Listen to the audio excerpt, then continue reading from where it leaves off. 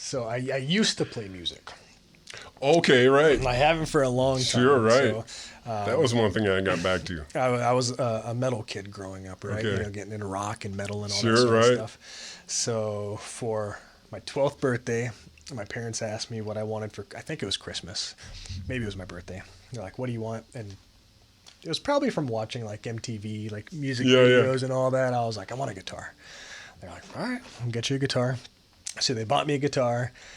And I'm thinking, like, this is going to be pretty easy because I'm watching the music videos and all you got to do is, like, just do this. How hard like, can it be? It can't be that hard. So I got the guitar. And I remember I was watching a music video. It was a Red Hot Chili Pepper video for Under the Bridge.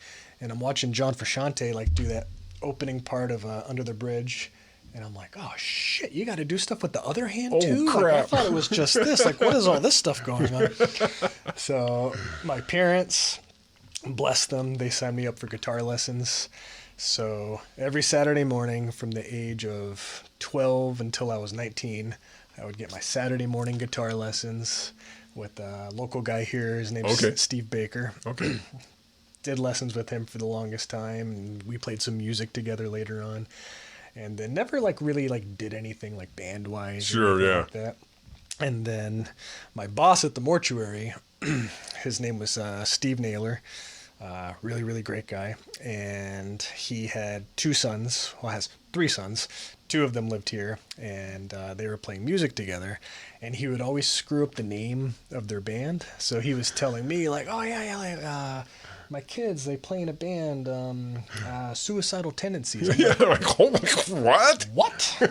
I'm like, I want to meet your kid. Who the hell is your kid? Right. So, we met each other and we started playing music together, like in the garage at, his dad's house. So I would drive out to Salinas to their house, we'd be jamming, and I'd be on call with the mortuary. So my boss is at the house and he's watching me. He's like, you're on call, aren't you? I'm like, I got my pager on. Like, right. Okay, so we'd be playing music until my beeper would go off and be like, okay, coroner's office needs us. I got to take off, guys. I got to go drive out and do stuff. So we did that for a while, and then eventually we made a little band together in the area. We were called Pridesubject. Right on. And back when we had a bit more of a music community going on. Yeah, here. I've been told, like, it comes in big waves. Does it?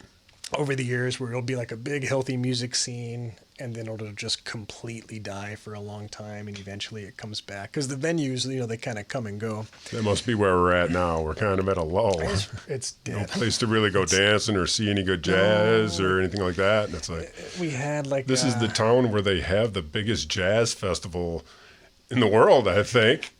Probably should have a jazz club here. I don't know. Call me stupid. Most of my life not realizing that the Monterey Pop Festival happened here. Right. Because we don't talk about it. There's no statue. There's nothing that's commemorating true, right. it. I always thought, well, they must mean Monterey, Mexico, because nobody talks about it in Monterey. So later finding out, like, Hendrix, like all of this stuff was here in Monterey, right? Lit his guitar on fire. No, that was right here. Exactly. Janis Joplin. What? Wait, what? We have no statues, plaques, commemorations. Right. Like, we don't have any kind of like annual festival that makes a big to-do about it. Yeah. So it's kind of a bummer. Right. We could be much more of like the music place. Yeah. But